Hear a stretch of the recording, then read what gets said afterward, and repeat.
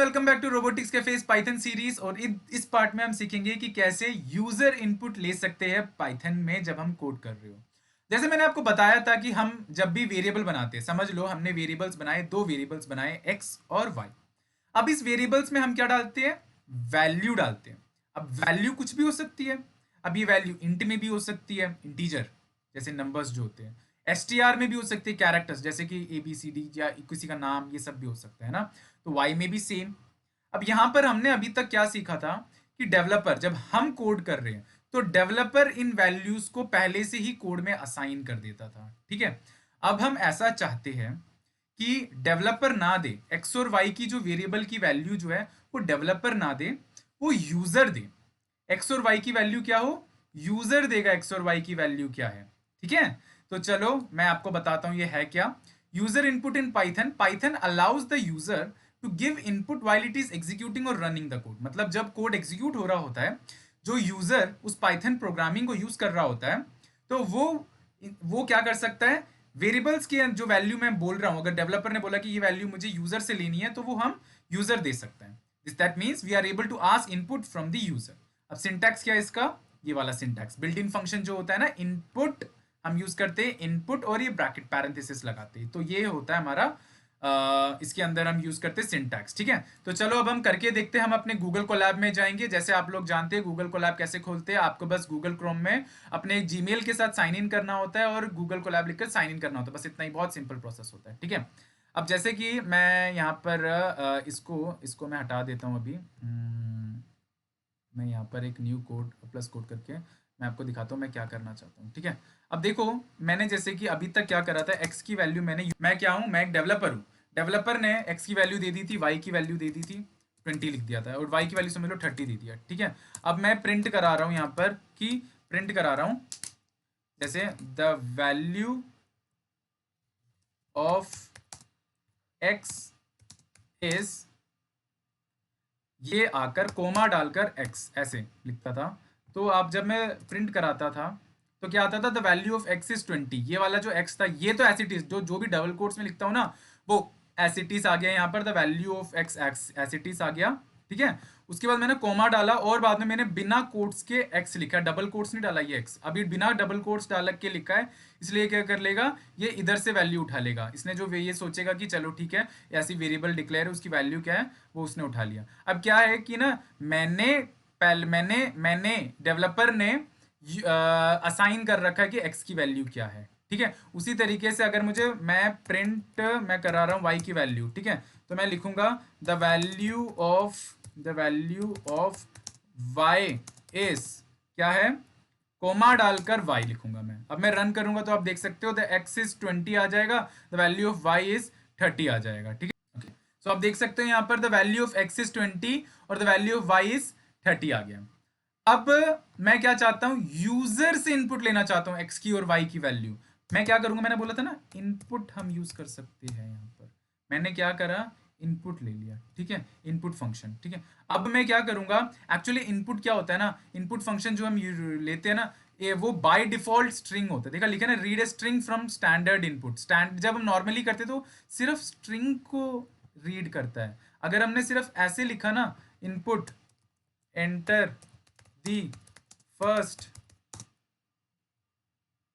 enter the value of x ऐसे लिखूंगा तो ना ये क्या करेगा, वैसे नॉर्मली क्या करता है, इनपुट फंक्शन हमेशा स्ट्रिंग वैल्यू लेता है, लिखा हुआ ना string, it reads a string from standard input. ठीक है, अब मुझे मैं क्या करना चाहता हूँ कि ये इंटीजर ले, क्योंकि मुझे पता है एक्स क्या है, एक एक इंटीजर होना चाहिए। ठीक है, तो मैं क्या करूंगा, इसमें मैं ऐसे कर दूंगा कि इंट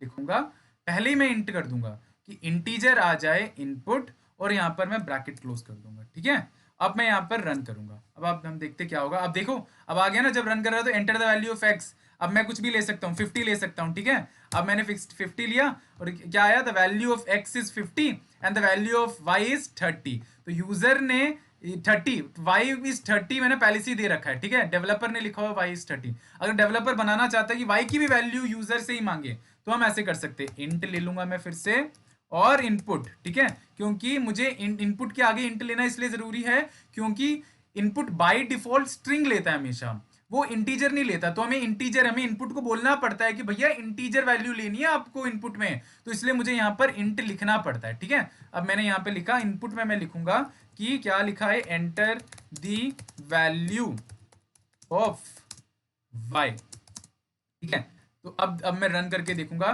तो अब देखते हैं, enter the value of x, मैंने समझ लो एक्स की वैल्यू अब मैं चेंज कर सकता हूँ ना, मैंने ले ली 69, एक्स की वैल्यू मेरी 69 है और वाई की वैल्यू मेरी है 45। ठीक है, अब आप देखना, the value of x is 69, the value of y is 45। ठीक है, तो ये था हमारा तरीका, तो यही ठीक है। अब मैं आपको अगला बताता हूँ कि अगर मुझे asking input from user and saying hello, मतलब हम इनपुट से एक ना हम यूजर से पूछेंगे कि हाय व्हाट इज योर नेम, ऐसे हम पूछेंगे। ठीक है, और वो बताएगा हमें कि उसका नाम क्या है, और हम उसे बोलेंगे हाय, जो भी नाम उसने लिखा होगा, और हम क्वेश्चन पूछेंगे हाउ आर यू करके, हम उससे क्वेश्चन पूछेंगे। ठीक है, तो चलो अब देखते हो कैसे करते हैं। जैसे कि मैंने नेम नाम का एक वेरिएबल ले लिया। वेरिएबल लेना तो जरूरी है, क्योंकि वेरिएबल क्या करता है, वैल्यू को स्टोर करता है ना। ऑब्वियस ही बात है, वैल्यू जो है वो यूजर देगा, बट यूजर जो वैल्यू देगा वो भी कहीं ना तो कहीं स्टोर होना चाहिए ना।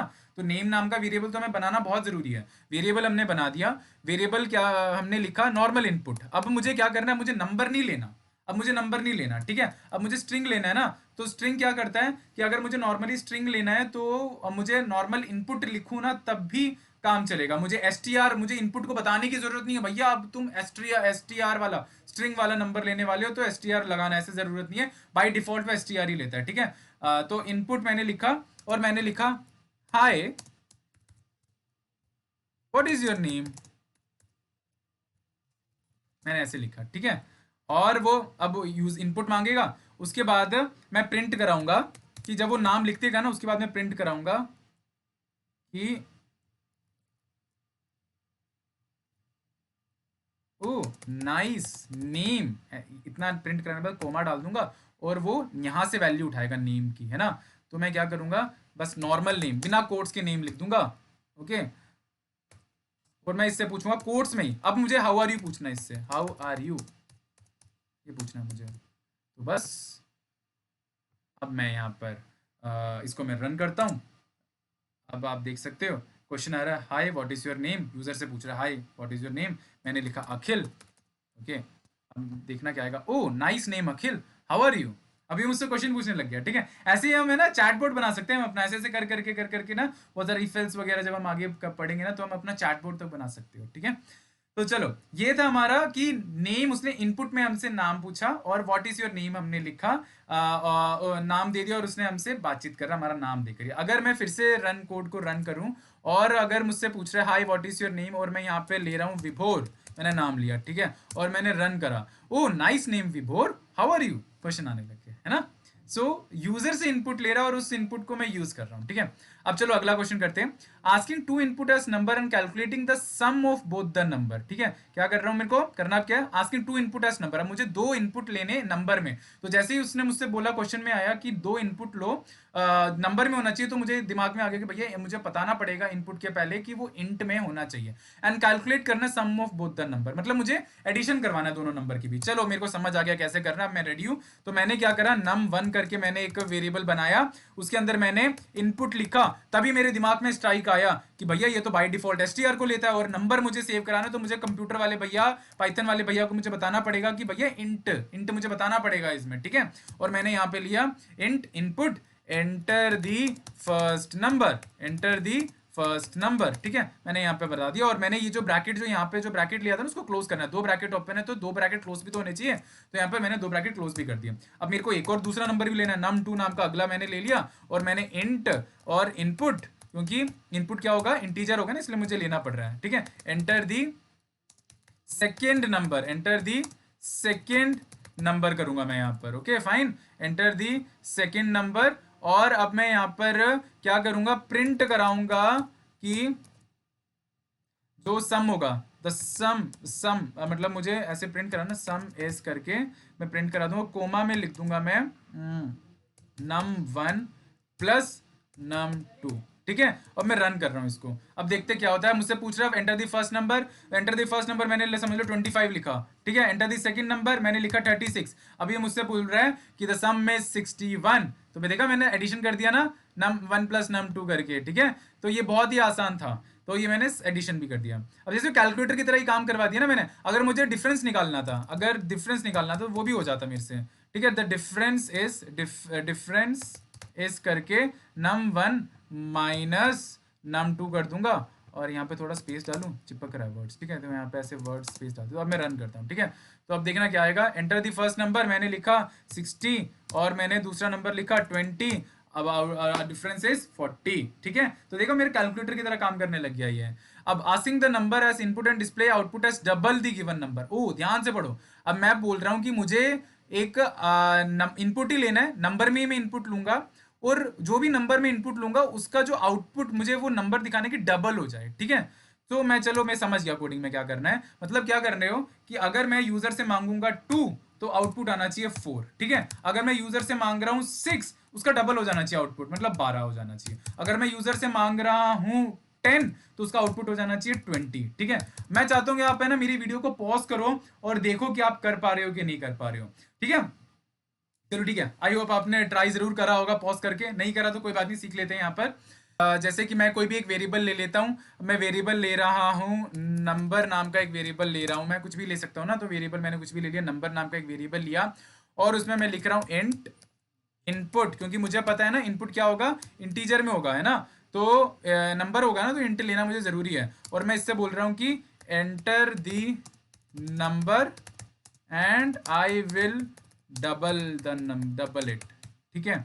तो मैंने ऐसे करके अब मैंने लिख लिया, और उसके बाद मैं प्रिंट करा देता हूँ कि